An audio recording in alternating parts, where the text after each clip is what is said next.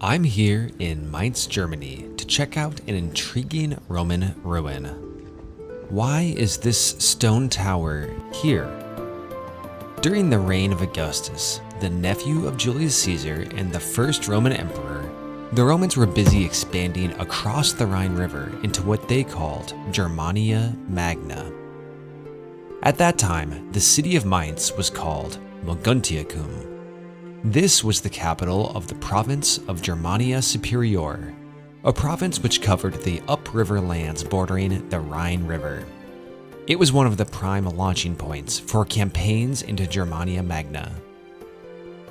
Tasked with this conquest was Nero Claudius Drusus, the son-in-law and adopted son of Augustus. Starting in 14 BC, Drusus built a series of forts and made alliances with friendly German tribes across the river. In 12 BC, Drusus set out into the wilds of Germania Magna, conquering, exploring, even sailing on the North Sea, taking the Roman eagle standard to new lands. The people of Rome praised his successes. His adopted father, too, was impressed by Drusus. Augustus had no male children of his own, and he began to make plans for Drusus to be his successor. This probably strained the relationship between Augustus and his other adopted son and Drusus' older brother, Tiberius. In 9 BC, Drusus was awarded with a consulship, but he quickly left the city and headed back to the frontier. He commanded as many as 7 legions and made an expedition deep into Germania, as far as the Elbe River. Here, according to our sources, Drusus was met by a specter of a giant German woman, telling him to turn back. Drusus listened and fought his way back to the Rhine. Before he could cross the river, though, in a freak accident, he fell from his horse and suffered severe injuries. His soldiers carried him back to Moguntiacum.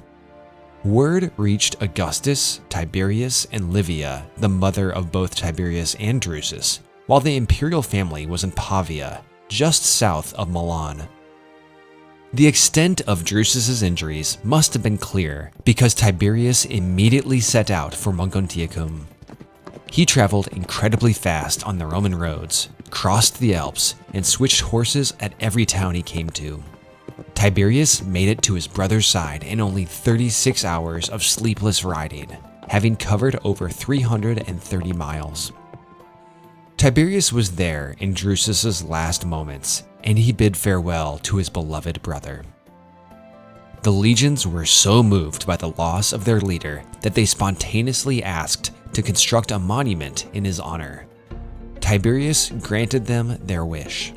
Work began immediately at the top of a hill overlooking both the Roman theater and the Rhine.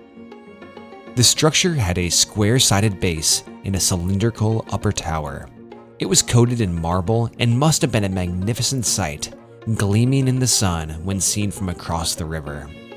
Tiberius brought his brother's body to Rome.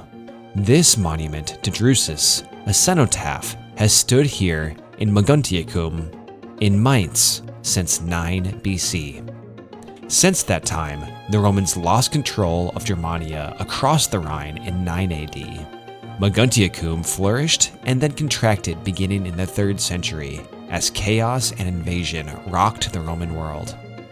By the late 5th century, the city had fallen out of Roman hands, and not long after, the last Western Roman emperor died. During the early Middle Ages, the monument was robbed of its marble siding. Sometime after, it was converted into a watchtower, with a door and spiral staircase added inside. In the 17th century, a citadel was built around it. Today, the monument is less glamorous, a dull tower of stones hidden behind the trees. But here, it has stood through the decades and the centuries, a reminder of a long-gone empire, the Drususstein, the Drusus stone.